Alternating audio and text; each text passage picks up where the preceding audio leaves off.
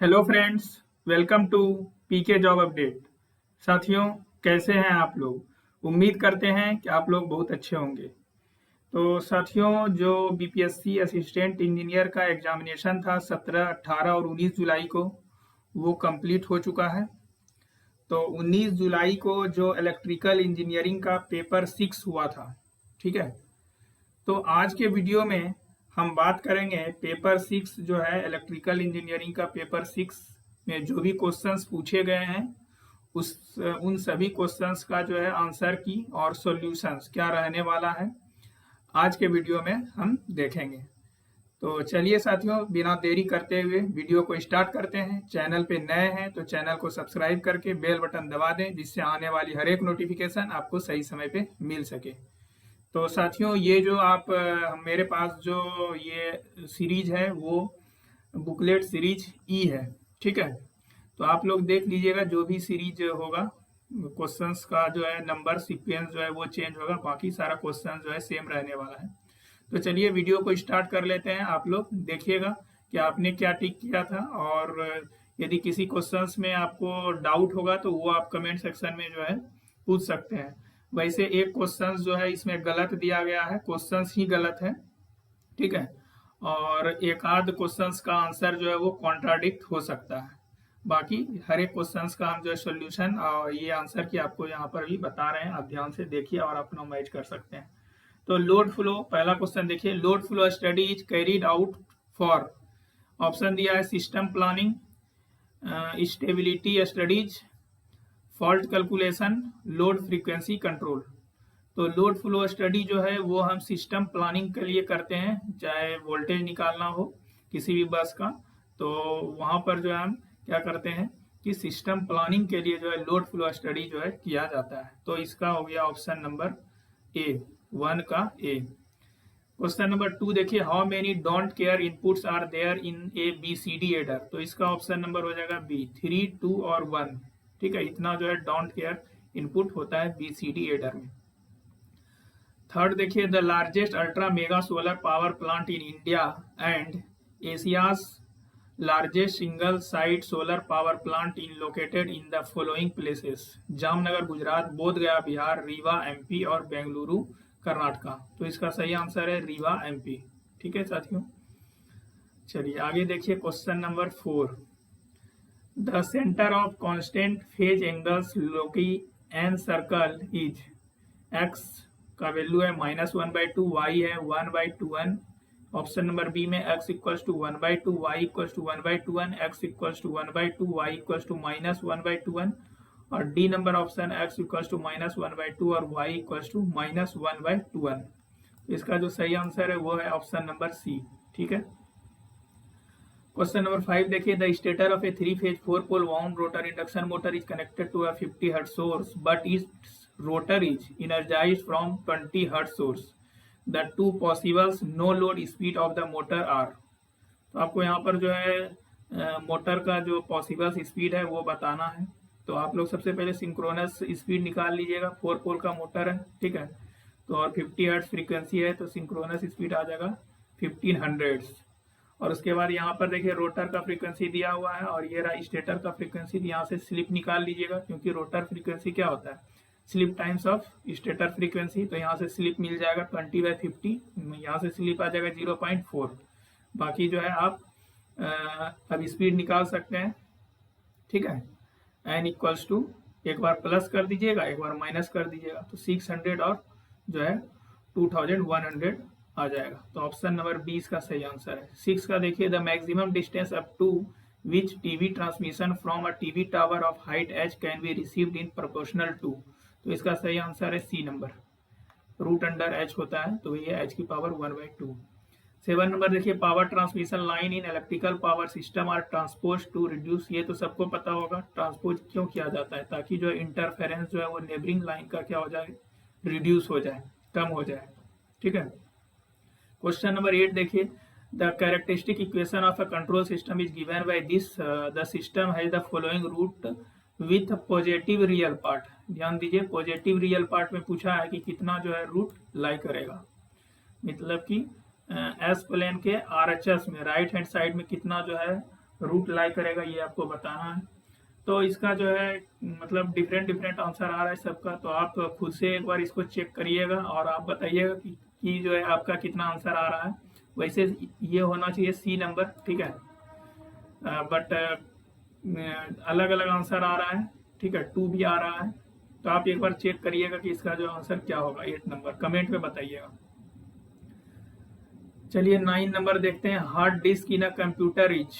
इसका जो है सही आंसर है परमानेंट मैग्नेटिक स्टोरेज है। हार्ड डिस्क जो है एक परमानेंट मैग्नेटिक स्टोरेज है। क्वेश्चन नंबर 10, तो देखिए question number 10, a 3-phase 50 Hz induction motor has a full load speed of 1440 rpm.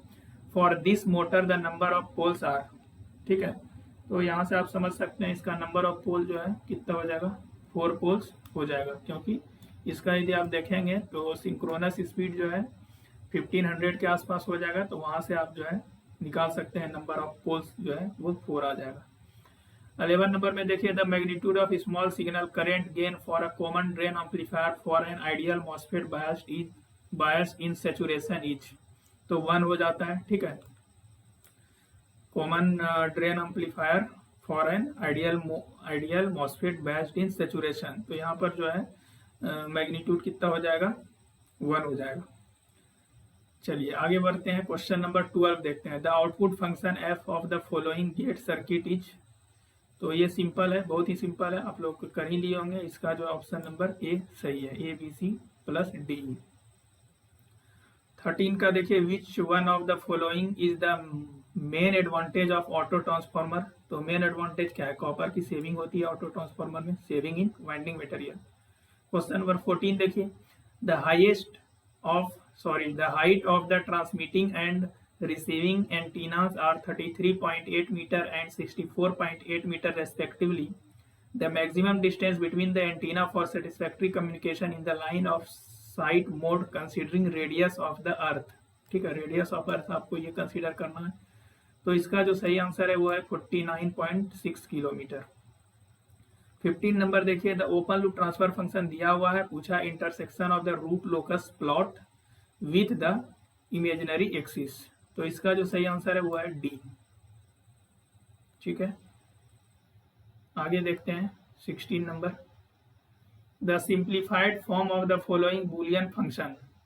तो ये आपको दिया हुआ है, सारे मिन टर्म है, आपके मैं का हेल्प लेंगे तो आपको जो ऑप्शन नंबर बी जो है इसका सही आंसर आने वाला है। 17 का जो है ये बस फॉर्मूला, यदि आपको याद है कि एक्स न्यू का वैल्यू कैसे निकालते हैं, यदि आपको एक्स ओल्ड पता हो, ठीक है, रिएक्टेंस ओल्ड की वैल्यू दी हुई हो और आपसे न्यू रिएक्टेंस पूछा जाए जब एमवीए और केवीए चेंज कर दिया जाएगा, तो ये डायरेक्ट फॉर्मूला पे बस पुट करना था, तो ये इसका सही आंसर ऑप्शन नंबर बी आ जाएगा। आगे बढ़ते हैं, 18 नंबर देख लेते हैं। तो 18 का जो सही आंसर है वो है option number D, the radius of the constant magnitude loci M circle is. तो ऑप्शन नंबर डी इसका सही आंसर है। 19 में देखिए, for a lump inductive load with increase in the supply frequency. तो इसका सही आंसर है पी जो है वो बढ़ेगा और क्यू जो है वो घटेगा, P increases Q decreases. 20 number, a push pull amplifier is used for. Push pull amplifier किस लिए यूज किया जाता है, power amplification, current amplification, RF signal amplification और वोल्टेज एम्पलीफिकेशन। तो सही आंसर है पावर एम्पलीफिकेशन। सो आगे बढ़ते हैं, question number 21।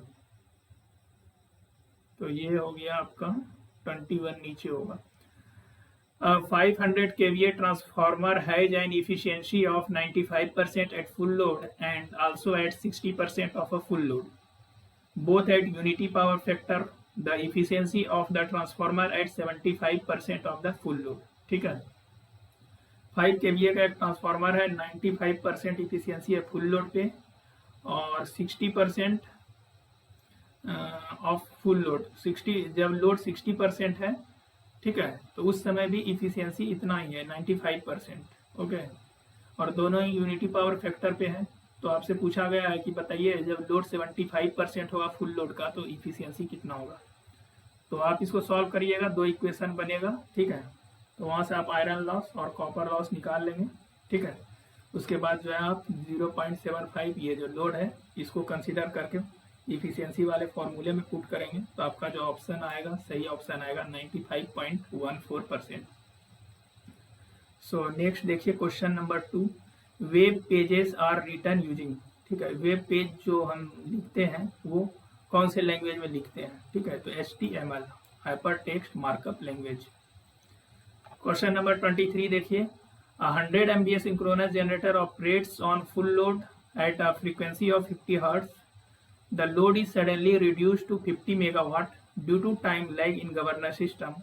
The system valve begins to close after 0.4 second. ठीक है, तो टाइम का जो लैगिंग दिया है वो 0.4 सेकेंड दिया हुआ है और H इनर्शिया का कांस्टेंट जो है वो भी दिया गया है आपको, और रिड्यूस कितना हुआ है लोड, तो वो दिया है 50 मेगावाट। तो पूछा है कि change in frequency that occurs in this time is. ठीक है, तो फॉर्मूला तो आपको याद ही होगा। ठीक है, और यदि यहाँ पर थोड़ा सा कॉमन सेंस लगाया जाए तो ये क्वेश्चन सॉल्व हो सकता है। बाकी आप लोग बताइएगा कि आप लोग क्या टिक करके आए हैं, सही आंसर क्या लगाए हैं आप लोग। देखिए यहाँ पर लोड रिड्यूस हुआ है, तो लोड रिड्यूस हुआ है तो फ्रीक्वेंसी बढ़ना चाहिए या घटना चाहिए? तो फ्रीक्वेंसी जो है लोड रिड्यूस होने के वजह से फ्रीक्वेंसी बढ़ेगा। पहले कितना था? 50 हर्ट्ज था। ठीक है, अब लोड रिड्यूस हो गया तो 50 हर्ट्ज से फ्रीक्वेंसी जो है वो बढ़ना चाहिए। तो एक ही ऑप्शन में जो है वो ज़्यादा है, 51 हर्ट्ज। तो 23 का ऑप्शन नंबर बी सही आंसर होगा। ठीक है, बट आप लोग इसका बताइएगा कि आप लोग क्या लगा के आए थे। 24, अ DC shunt generator driven by a built from an engine runs at 750 rpm while feeding 100 kilowatt of electric power into 230 volt mains. When the belt breaks, it continues to run as a motor drawing 9 kilowatt from the mains. The armature resistance is 0.08 ohm and field resistance is 115 ohms. The speed of the generator in motoring mode is। ठीक है, तो दो mode है, एक generating mode और दूसरा motoring mode. तो बस शंट मोटर है तो फ्लक्स कांस्टेंट रहेगा, आप ये फॉर्मूला लगाइएगा और यहाँ से जो है मोटरिंग मोड में जो स्पीड निकाल लीजिएगा कितना आ जाएगा। ठीक है, तो थोड़ा सा पॉइंट में ये आएगा आंसर, तो कैलकुलेटिव रहेगा। सही आंसर इसका 642.7 RPM आ जाएगा। तो ये था क्वेश्चन नंबर आपका 24। चलते हैं आगे, देखते हैं question number 25। The output voltage of a voltage amplifier is found to decrease by 20% when the load resistance is 1 kilo ohm is connected। ठीक है, 1 किलो ओम का लोड लगाने से 20% जो है डिक्रीज हो जाता है आउटपुट वोल्टेज। तो पूछा गया है कि बताइए कि आउटपुट रेसिस्टेंस कितना है। ठीक है, तो आप इसमें सिंपल वाला कैलकुलेशन लगा देंगे। ठीक है, R0 बाय RL वाला, तो वहां से आपको R0 आउटपुट रेसिस्टेंस का वैल्यू जो है मिल जाएगा, जो कि 250 ओम आने वाला है। बढ़ते हैं आगे और देखते हैं question number 26। A conductor is composed of 7 identical strand each having a radius small r। The self GMD of the conductor is. तो आपको बताना है self GMD, geometric mean distance. तो आपको पता ही है किस तरह से ये निकाला जाता है, इसको सॉल्व कर लेंगे तो आपको जो आंसर आ जाएगा वो आ जाएगा option number D, 1.177 r। The value of Question number 27. The value of k such that the root of the characteristic equation given below lie to the left of s equals to -1। ठीक है, तो जो basic rule है वो आप लगाएंगे। ठीक है, जहाँ जहाँ ये इक्वेशन है, जहाँ जहाँ s है वहाँ पे आपको s-1 पुट करना है, फिर सॉल्व करके कैरेक्टरिस्टिक इक्वेशन बना लेना है और फिर उसको राउथ अरे से सॉल्व करिएगा तो आपको आंसर मिलेगा 7 और 9। ठीक है, ऑप्शन नंबर डी इसका सही आंसर है। 28, surge impedance of 400 ohm means. तो ऑप्शन नंबर 20 का सही आंसर है, line can be practically loaded up to 400 ohm. 29 number देखिए, the open loop transfer function of a unity feedback control system. देखिए यहाँ पर एस नहीं होगा, ये क्वेश्चन गलत है। ठीक है, यहाँ पर ऊपर में जो है ये 2s नहीं होगा। ठीक है, इसीलिए ये क्वेश्चन गलत है। बाकी यदि आप पढ़े हैं तो आप एक अंदाज से लगा ही सकते थे कि इसका जो सही आंसर आएगा वो कितना आएगा। तो जीटा का वैल्यू जो है यहाँ पर 0.6 आ सकता है। ठीक है, बट ये क्वेश्चन गलत है, तो इसका मार्क्स टू ऑल होना चाहिए। बट जब आंसर की आएगा तो उसमें आप लोग देखिएगा कि क्या जो है बीपीएससी इसका आंसर देती है। 30 नंबर देखिए, ये तो आसान सा क्वेश्चन है जो कि बेसिक कंसेप्ट है ट्रांसफार्मर का, कि ईएमएफ पर टर्न जो है ना वो सेम रहने वाला है, ठीक है, सेम रहता है। तो यहाँ पे दिया है कि ईएमएफ पर turn of a single phase, ये वोल्टेज दिया है 50 hertz, transformer is approximately 13 volt, find the number of primary and secondary turn. Primary और सेकेंडरी कितना जो है नंबर ऑफ टर्न्स है वो निकालना है, तो आपको निकाल लीजिएगा इसको, ठीक है। तो 17 और 179 आ जाएगा, अप्रोक्सीमेट आता है ये, ठीक है, एग्जैक्ट नहीं आता है। 36 देखिए, the signal flow graph of a control system is shown below, the transfer function of system is. तो इसका जो है सही आंसर ए नंबर ऑप्शन है, ठीक है। इसका जो है आपको पहले ट्रांसफर फंक्शन बनाना होगा, ठीक है। ये सिग्नल फ्लो ग्राफ से ट्रांसफर फंक्शन पहले आपको बनाना होगा। चलिए तो अब आगे देखते हैं 36 के बाद 37। अच्छा, बीच में 30 तक हो गया ना, 30 के बाद 31 होना चाहिए। रुकिए, 36 तो हमने आपको बता दिया, 31 नीचे है, तो पहले उसको देख लेते हैं 31 को। The negative feedback in an amplifier leads to which one of the following. तो नेगेटिव फीडबैक से क्या होता है, वोल्टेज गेन जो है डिक्रीज कर जाता है और बैंडविड्थ इंक्रीज कर जाता है। तो बैंडविड्थ इंक्रीज वाला तो ऑप्शन है नहीं, तो voltage gain decrease, option number A सही है 31 का।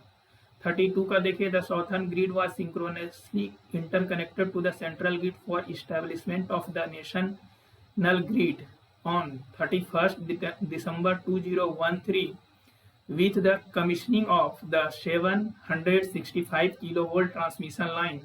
The name of this high voltage transmission line is। तो इस ट्रांसमिशन लाइन का नाम बताना है, ठीक है। तो रायचूर सोलापुर ट्रांसमिशन लाइन का नाम है, तो ऑप्शन नंबर डी जो है वो सही आंसर है।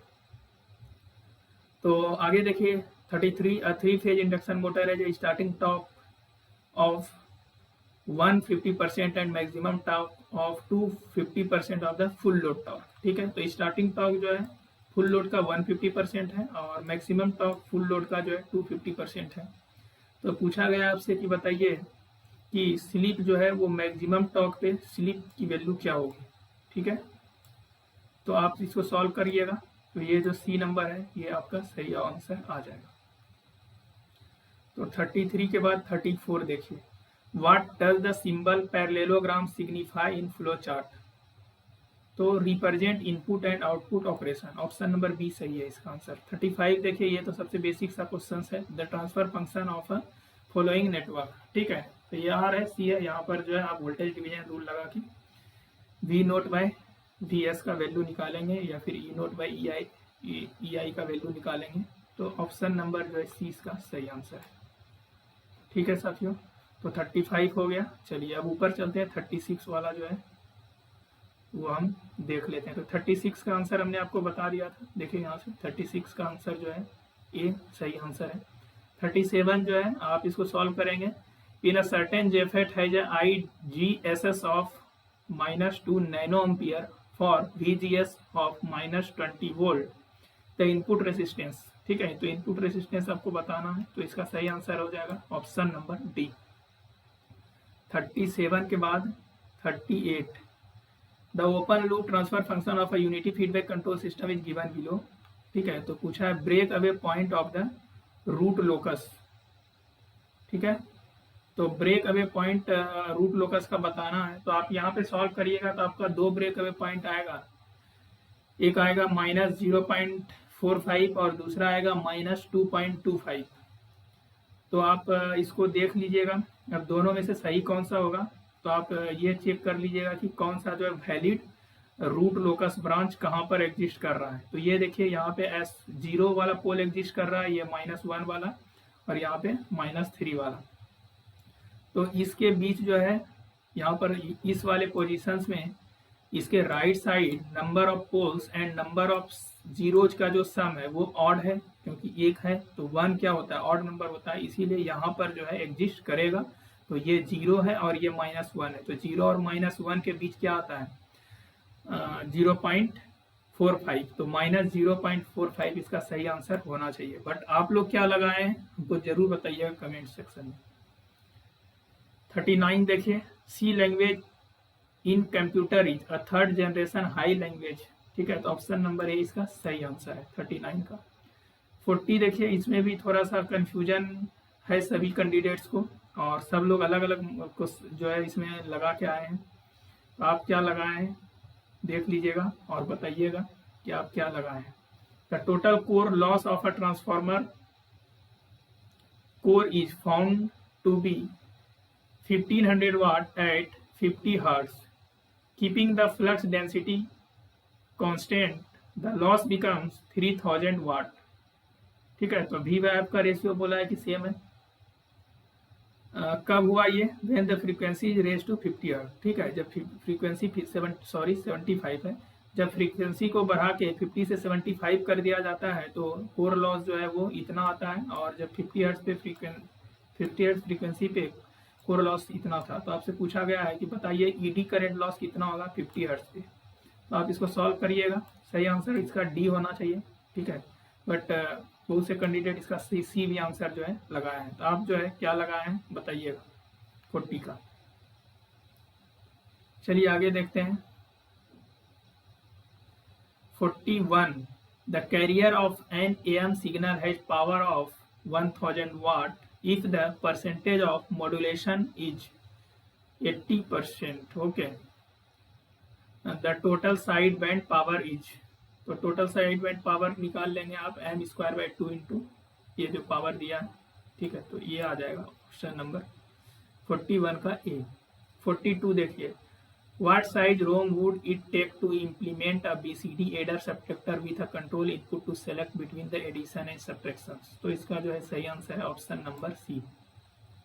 43 देखिए, the method of images originally suggested by Lord Kelvin is used in, ठीक है, तो यहाँ पर इसका सही आंसर हो जाएगा effect of earth on line capacitance. 43 का ऑप्शन नंबर बी।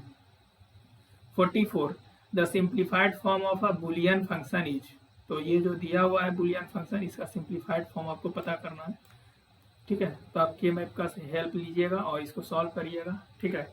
इसमें जो है आप कुछ थ्योरम भी लगा सकते हैं, जैसे कंसेंसस थ्योरम है, ठीक है, एब्जॉर्प्शन थ्योरम है, उसको लगा कर भी आप इसको मिनिमाइज कर सकते हैं। तो 44 का ऑप्शन नंबर बी। आगे देखिए 45, the initial slope of asymptotic Bode plot for the following transfer function is, तो देखिए इनिशियल स्लोप s² है, मीन्स -40 dB पर डिकेड। 46 का देखिए, the following data were obtain on a 20 kV 50 hertz and this is the voltage distribution transformer, the resistance of the approximate equivalent circuit of the transformer referred to low voltage side पे पूछा है, ध्यान दीजिएगा, ठीक है।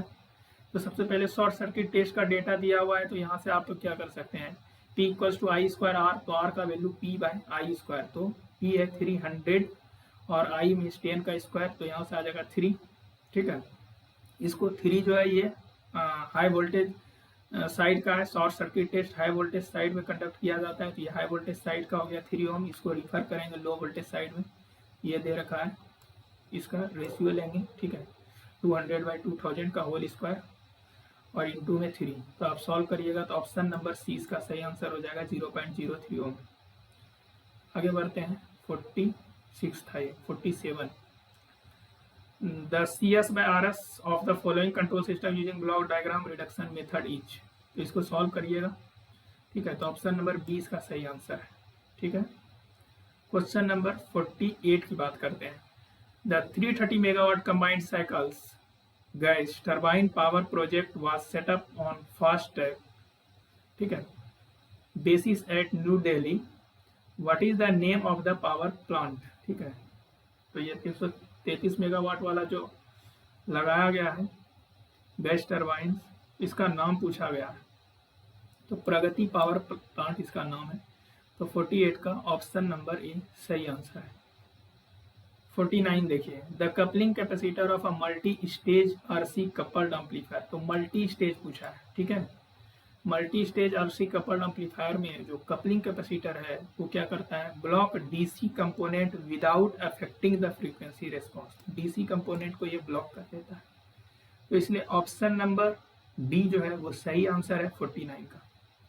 50 देखिए, a 4 pole synchronous generator driven at 1500 rpm feeds a 6 pole induction motor which is loaded to run at a slip of 5%.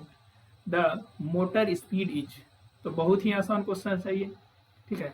n equals to क्या होता है, मोटर स्पीड निकालने के लिए n equals to 1 minus S into N S, synchronous speed. Synchronous speed आपको दिया हुआ है, स्लिप भी दिया हुआ है, तो 0.1 माइनस 0.05 करेंगे तो 0.95 हो जाएगा, और 6 पोल का है, ठीक है। तो इसका सिंक्रोनस स्पीड कितना हो जाएगा, 1000, राइट।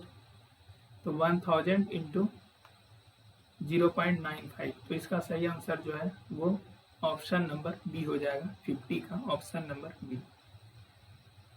साथियों ये तो हमने आपको बता दिया था पहले, 31 वाला जो था। तो साथियों मैंने आपको हर एक क्वेश्चंस का आंसर बता दिया है। एक दो क्वेश्चंस जो कि कॉन्ट्राडिक्शंस है, और एक क्वेश्चन जो कि हमने आपको बताया कि उसमें एस जो है टर्म वो ऊपर नहीं होगा, और उसके अलावा सारे क्वेश्चंस जो है उसका जो आंसर है वो हमने आपको बता दिया, और आपको हिंट्स भी दिया कि किस तरह से किसका जो है आंसर निकाला जा सकता है। तो आप लोग सभी कैंडिडेट्स जो है आप अपना स्कोर जरूर बताइएगा कि आपको कितना स्कोर इलेक्ट्रिकल इंजीनियरिंग के पेपर 6 में आ रहा है।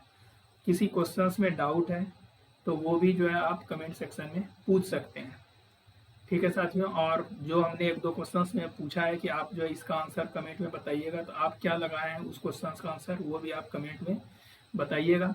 बाकी ये PDF यदि आपको चाहिए तो आप हमारे टेलीग्राम चैनल को ज्वाइन कर लीजिए।